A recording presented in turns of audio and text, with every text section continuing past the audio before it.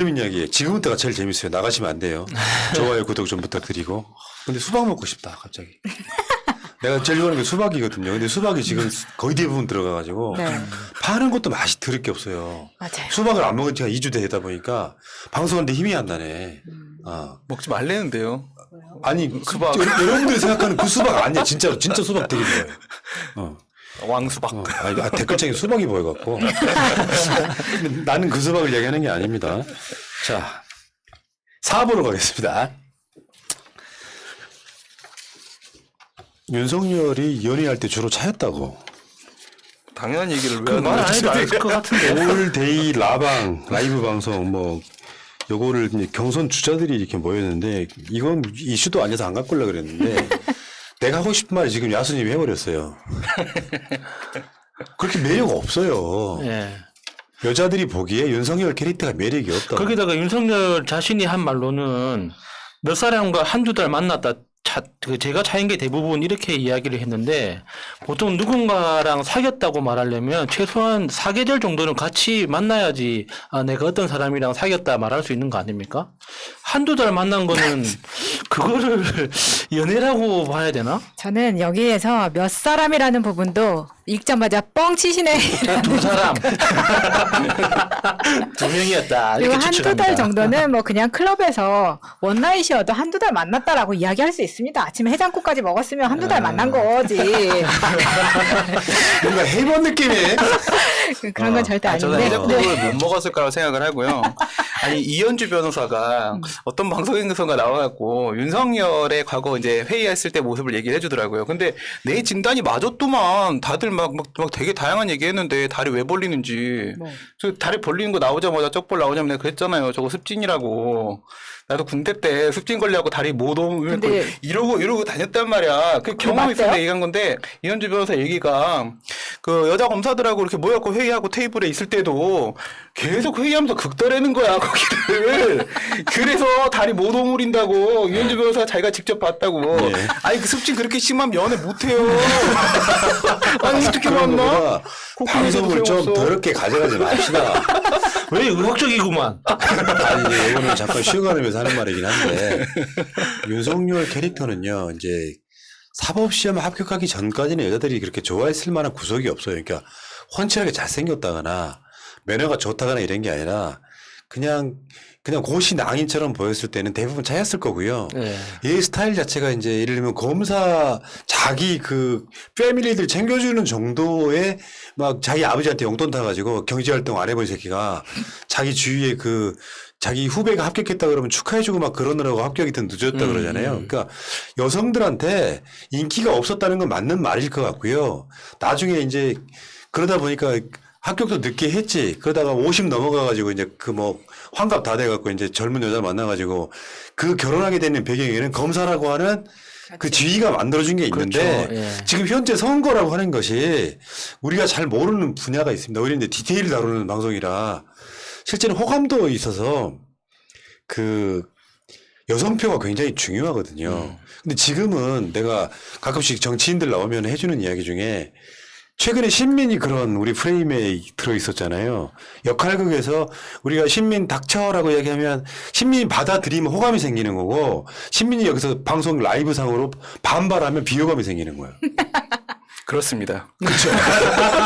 그러니까 토론을 예를 들면 되게 이 방송 들어오시는 분들이 솔직히 말씀드리면 제 성향인 거예요. 이 채널의 주인이 저기 때문에. 예. 디테일에 대해서 내한테 화를 내실 수는 있겠지만 제 성향이거나 민주당 성향이야. 그러면 이 내부적으로 만약에 정치인인 경우에 나왔는데 너무 그냥 수말스러워가지고 전라도 말로 받아들여 그냥 뭐 당신 발냄새 나잖아. 나 인정. 할 때 생기는 게 호감이에요. 예. 그걸 반박하는 건 비호감이고. 근데 그 구조를 사람들이 이제는 알게 된 거예요. 그러니까 윤석열 스스로가 자기 셀프 디스를 하는 거야. 나 많이 차였다. 뭐 도리도리도 막 자기가 막 그 인스타그램에 도리도리 자기가 막 셀프 디스하고 실제로 이런 그 국민 면접인가도 보니까 도리도리 이젠 안 하시네 하면서 막 깎아고 웃는 거예요. 그런 시대가 된 거지. 예. 권위주의 싹 버려야 되는 거야. 예. 근데 그 호감을 만드는 과정에 지금 윤석열은 원천적인 비호감을 갖고 있는 사람이고 모든 후보들이 다 나는 마누라한테 쥐어서 한다. 이게 이제 여성표를 얻기 위한 건데 저는 잘못 생각한다고 생각합니다. 홍준표마저도 나는 마누라한테 그 쥐어 산다고 이야기하는데 뻥치시네. 내가 좋아하는 후보가 자기 부인한테 잘하잖아요. 그럼 그 부인이 싫어져요. 네? 진짜야. 내가 좋아하는 후보가 부인한테 잘하면. 뭘 계산하고 자빠졌니? 그러니까 말하자면 전부 다 여성표를 위해서 나는 부인한테 잘하는 공처가야라고 이야기하는 게 결코 표에 도움 되는 건 아니라고. 근데 윤석열은 얼마 전에 했던 그 기자회견하고 뭐 이렇게 올라방 그때 했던 말하고 너무 다르잖아요. 이거 뭐 이중인격자도 아니고 뭐야. 국민들한테 뭐 내가 무섭습니까? 하면서 막 눈깔이 희디 눈을 크게 뜨고 이야기할 때는 언제고 이제 와서 뭐 유머 있는 척 뭐 나 뭐 좋은 사람인 척 이렇게 뭐 허허거리면서 이야기하는 것 자체가 뭔가 너무 극단적인 모습을 화내는 모습을 함부로 보여주는 게 아닌데 너무 이상하게 보였어요. 이제 윤석열은 굉장히 신경이 쓰일 거예요. 지금부터는 잠이 안 올 거야. 자기 부인을 언제 공개해야 되는지. 성공 언젠가는 만약에 경선을 본선까지 가게 되면 부인 데리고 나와 선거운동 해야 되잖아요. 그렇죠. 김장도 하고 해야 되는데. 근데 그 김건희를 언제 밖으로 깔 건지 물론 난 중간에 전 낙마한다고 보는 사람인데 아무튼 윤석열은 그런 상황인 것 같고요. 자 이번에 박찬주가 중도 사퇴했죠. 언제 나왔었나요? 내가 불러드릴게요. 나온 사람들 박진, 박찬주, 안상수, 원희룡, 유승민, 윤석열, 장기표, 장성민, 최재형, 하태경, 홍준표, 황교안 이렇게 12명이었었는데 박찬주는 사퇴를 했고요. 이 중에 이제 3명을 더 골라내갖고 8명 갖고 지금 경선 마무리하겠다는 거거든요. 와, 씨. 아무튼 윤석열은 참 지지율도 보면 대체적으로 봤을 때 현재로서는 3강 정도라고 보는 게 맞겠죠. 예. 유승민까지. 유승민을 제외하면 1 내지 0 뭐 이렇게. 원희룡도 그렇고. 근데 왜 우리 황교안은 얘기 안 해줘요? 황교안도 열심히 가발 아니고 하고 지머리래요. 나는 된 거지 뭐. 지금 읽어놓고도 까먹었어요. 황교안 이거 까먹었죠 존재를. 아니 근데 박찬주가 나와서 홍준표를 지지한다고 선언을 해버리잖아요. 그러면 황교안이 영입한 사람인데 황교안은 뭐가 되고 그다음에 지금 1등은 윤석열인데 윤석열은 뭐가 되고 박찬주가 군인스럽게 줄타기를 잘한다. 예, 그래서 홍준표가 지금 이제 급상승을 타고 있으니까 거기에 더 올라타려고 지금 나중에 국방부 장관이라도 한번 하고 싶어서 저러는 거 아닐까 싶은 네. 생각이 듭니다. 그 2012년에 가장 이슈가 됐던 사람은 문재인 아니고 안철수였습니다. 안철수가 지지율을 현상이라고 있었죠. 예. 안철수가 지지율을 압도적으로 그러니까 그 전에 이제 2년 전에 서울시장 선거에서 박원순 후보한테 양보함으로써 이제 굉장히 그 스포트라이트를 많이 받다가 안철수가 대선 주자 1위를 달리고 있었어요. 그 당시에 문재인 후보는 굉장히 못 미치는. 그런데 나중에 단일화를 하게 되는데 안철수가 또 포기를 해요. 좀 희한한 그 구조였었어. 예. 거기까지는 약간 좀 뭔가 좀 이렇게 프로 출마 포기로 뭐 이렇게 됐던 그런 상황이었는데 그게 2012년이고요. 그래서 문재인 후보로 단일화를 한 다음에 문재인 후보가 51.5대 48로 졌단 말이에요. 예. 선거가 그랬다고. 근데 이게 숫자도 똑같아. 2021년 1, 2가 2일로 바뀐 것 뿐이야. 지금 윤석열이 그짝 나 있는 거거든요. 근데 언론들이 지금 분석하는 공통점은 뭐냐면은 관심은 받았는데 컨텐츠가 없어서 망한 케이스 이렇게. 그러니까 윤석열도 비슷하죠. 컨텐츠가 없음을 드러내는 방식이 조금 다르다 뿐이지 결과적으로 사람들한테 너무 우스워 보이는 거죠. 사람들을 즐겁게 하는 것과 우습게 보이는 건 완전히 다른 건데 특히 안철수 같은 경우는 어떤 정책이나 정치 철학에 대해서 보여준 게 하나도 없잖아요. 정치를 처음 시작할 때부터 새 정치를 하겠다고 시작했는데 아직까지도 그 새 정치가 무엇인지, 새 정치는 어떤 정책으로 구현할 것인지에 대해서 아직도 비밀로 하고 있지 않습니까? 그러니까 그것도 지금 윤석열이 하겠다는 것도 내가 왜 정치를 하느냐. 그 이유가 지지율이 높게 나오는데 한번 해봐야지 하는 거 말고는 아무것도 없잖아요. 지금까지 뭐 원가 주택? 결국에는 그 기본주택 이름만 바꾼 거잖아요. 그 이재명 지사가 이야기하는 기본주택이랑 뭐가 다른 겁니까, 그게. 그러니까 뭔가 자기들이 정치를 하겠다고 하는데 결국에는 정치를 하고 싶어서 한다 말고는 내용 알맹이가 없는 거예요. 누군가를 위해서 한다 이런 내용이 없으니까 사람들 귀에 안 와닿는 거죠. 안철수는 새정치, 윤석열은 공작정치. 다 조류? 다 버드. 네. 네, 우리가 이제 비슷하긴 비슷한 것 같은데요. 윤석열의 지지율의 근거는 어딨냐라고 했을 때 그것은 지지율에 있다라고 이야기를 하잖아요. 윤석열의 지지율의 근거는 지지율에 있었던 거잖아요. 그런데 그 지지율의 또한 근거는 어디 있었냐면 탄압받는 프레임이 있었어요. 근데 안철수도 그랬거든. 항상 어딘가에다가 제3지대 이런 거 하나 텐트 하나 쳐놓고 거기서 나 지지율 요만큼 있어, 시드머니 있어 하면서 저기 국민의힘 안에 들어가고 한번 그걸로 투자해볼래 이렇게 들어가는.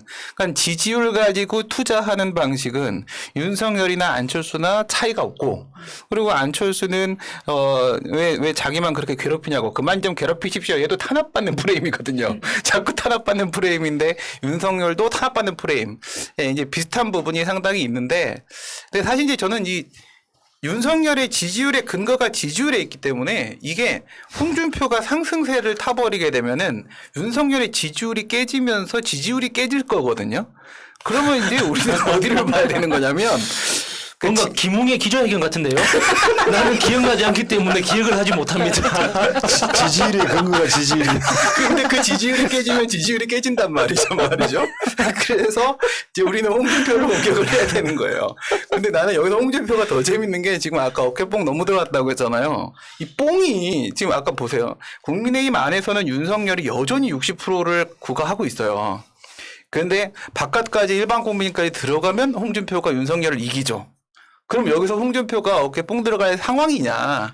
아니다는 거예요. 예. 거기 보면은 뭐 나오냐면 그 홍준표에게 간표가 다 누구 거냐? 더불어민주당이랑 열린민주당 사람들이 찍어준 거야. 왜? 저기 절대악 윤석열이 있거든. 절대악 윤석열이 있는데 홍준표가 윤석열을 자꾸 까거든. 그러니까 우리는 홍준표한테 표를 일반 여론조사할 때 준다. 야권 이제 인사들 중에서. 네. 그러니까 결국 이 표는 어디로 갈 거냐? 실제로 대선에서는 당연히 그냥 우리는 우리 후보를 찍을 거예요. 네. 그 구조로 여론조사 한 게 월요일 날 나왔던 그 뉴스공장과는 KSSO의 여론조사예요. 그러니까 그거는 뭐냐면은 그러니까 여기서 가장 중요하게 볼 게 한 표의 선택권을 갖고 있는 다자구도나 한 표의 선택권을 갖고 있는 그 양자 대결을 보면 되는데 교묘하게 이제 이게 갈라치기 용도로 쓰이기 시작하는 거예요. 모든 국민한테 물어봐. 보수 후보 중에 누가 후보가 되면 좋겠습니까? 그렇지. 이 한 표하고 이 투표하는 사람들이 민주당에 누가 후보만 되면 좋겠습니까? 같이 움직이는 표야. 1인 2표인 거란 말이에요. 그러니까 그거를 묘하게 가져와가지고 지금 우리가 그 홍준표가 보수 후보 적합도에서 윤석열이 이겼다는 거하고 똑같이 저쪽에서는 일종의 역선택이 있는 거죠. 그렇죠. 이재명을 이낙연에 따라붙었다라고 선동하는 거랑 똑같은 구조니까 그건 보지 마시고 네, 맞아요. 1인 1표를 구사하는 양자 대결이나 또는 다자 대결만 보시는 게 가장 현명할 것 같고요. 자, 이야기 좀 진행시킬게요. 자, 이 과정에서 난 윤석열이 지지율의 근거가 되고 있던 그 지지율은 사실은 조국 장관 수사 아닙니까? 네. 이걸 언론과 같이 선동해가지고 조국 장관 수사를 함으로써 저 사람이 뭐 권력에 대한 수사를 하는 사람이다라는 이미지 때문에 지금 그 지지율이 나왔고 그 지지율 때문에 대선 후보가 됐고 그 지지율을 유지하고 있는 건데. 근데 지금 조희영 교육감이 모 언론에 기고한 내용 중에 이런 글이 있어요. 이것은 나는 대선을 통해서 우리가 이겨내야 되는 것 중에 하나라고 보는데 한번 읽어주실래요? 19페이지에 있습니다. 잘 따라오세요. 방송 분량이 적더라도. 자, 읽어주세요.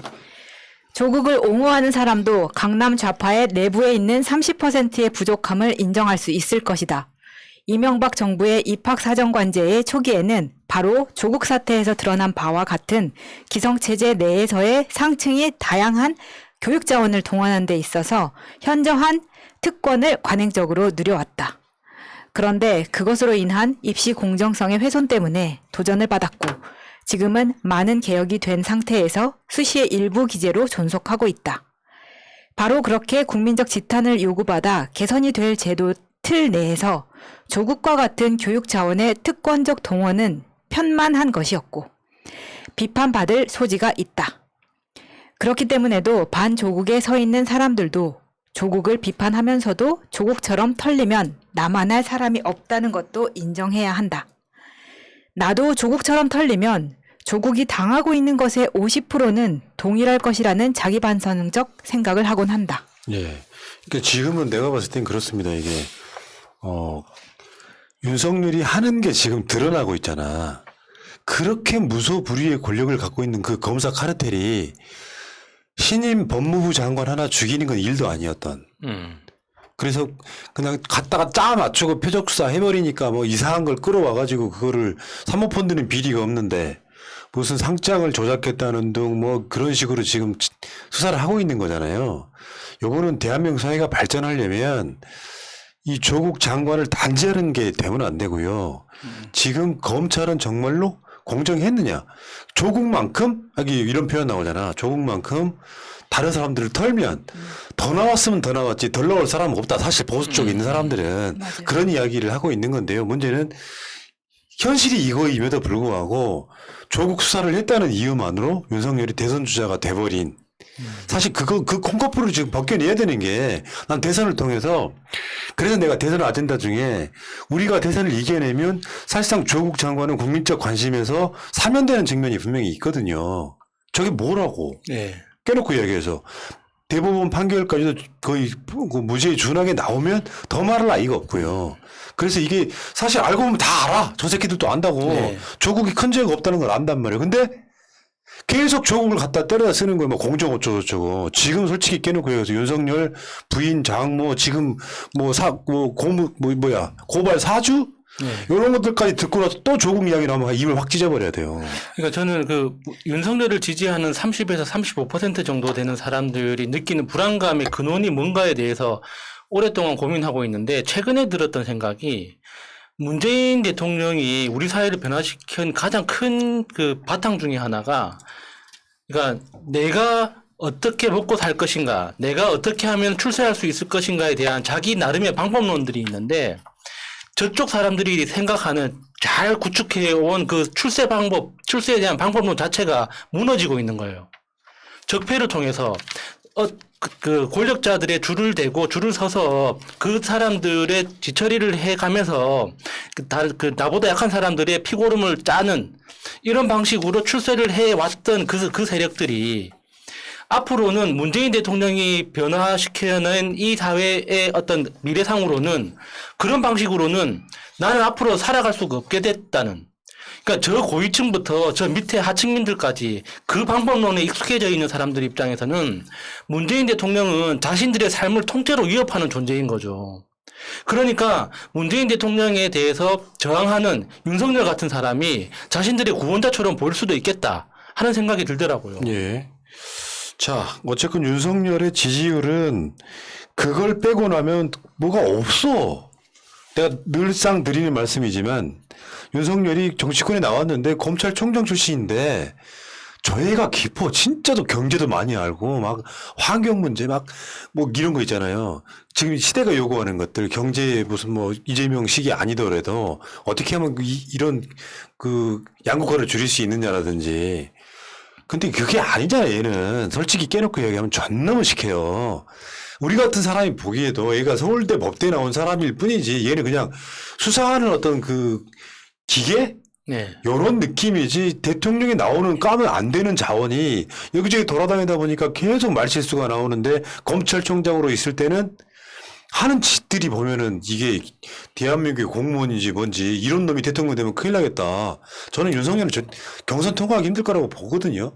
근데 요것들이 일종의 아까 말한 안철수 현상처럼 잠깐 부흥 떴다가 그러니까 정권 교체를 요구하는 사람들이 조금 더 많은 시기.